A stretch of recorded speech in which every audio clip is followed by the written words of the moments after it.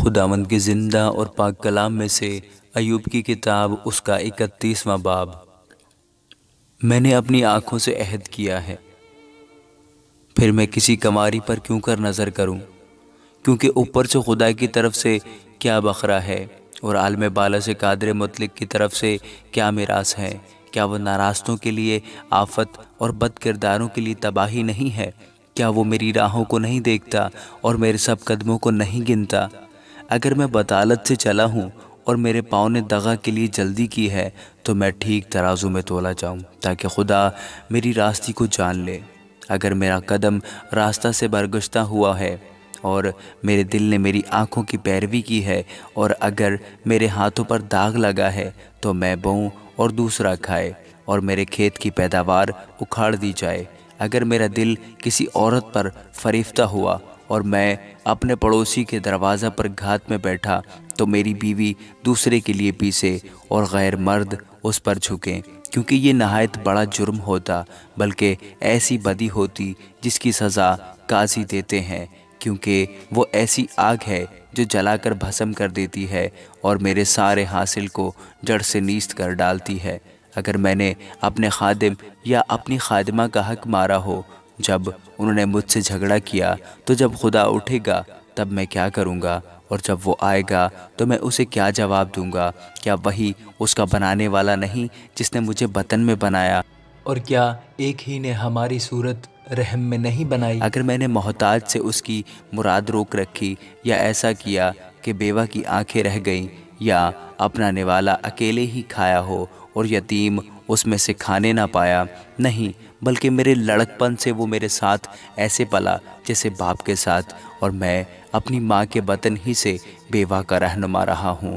اگر میں نے دیکھا کہ کوئی بے کپڑے مرتا ہے یا کسی محتاج کے پاس اوڑھنے کو نہیں، اگر اس کی کمر نے مجھ کو دعا نہ دی ہو، اور اگر وہ میری بھیڑوں کی اون سے گرم نہ ہوا ہو، اگر میں نے کسی یتیم پر ہاتھ اٹھایا ہو کیونکہ پھاٹک پر مجھے اپنی کمک دکھائی دی، تو میرا کندھا میرے شانے سے اتر جائے اور میرے بازو کی ہڈی ٹوٹ جائے۔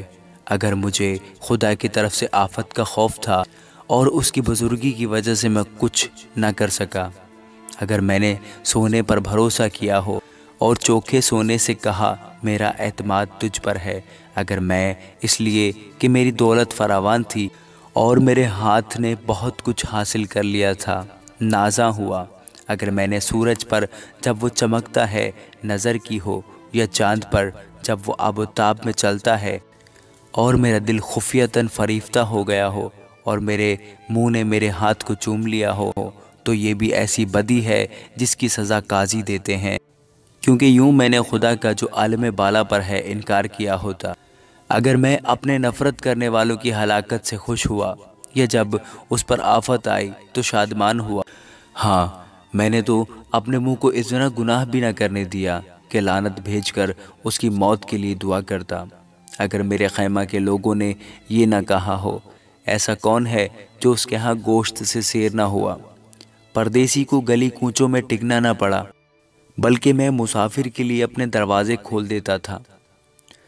اگر آدم کی طرح اپنی بدی اپنے سینہ میں چھپا کر میں نے اپنی تقصیروں پر پردہ ڈالا ہو، اس سبب سے کہ مجھے عوام الناس کا خوف تھا اور میں خاندانوں کی حقارت سے ڈر گیا، یہاں تک کہ میں خاموش ہو گیا اور دروازے سے باہر نہ نکلا، کاش کہ کوئی میری سننے والا ہوتا۔ یہ لو میرا دستخط، قادر مطلق مجھے جواب دے۔ کاش کہ میرے مخالف کے دعویٰ کی تحریر ہوتی، یقیناً میں اسے اپنے کندھے پر لیے پھرتا اور اسے اپنے لیے امامہ کی طرح باندھ لیتا۔ میں اسے اپنے قدموں کی تعداد بتاتا، امیر کی طرح میں اس کے پاس جاتا۔ اگر میری زمین میرے خلاف دہائی دیتی ہو اور اس کی ریگاریاں مل کر روتی ہوں، اگر میں نے بے دام اس کے پھل کھائے ہوں، یا ایسا کیا کہ اس کے مالکوں کی جان گئی، تو گیہوں کے بدلے اونٹ کٹارے اور جو کے بدلے کڑوے دانے اگے۔ ایوب کی باتیں تمام ہوئیں۔ آمین۔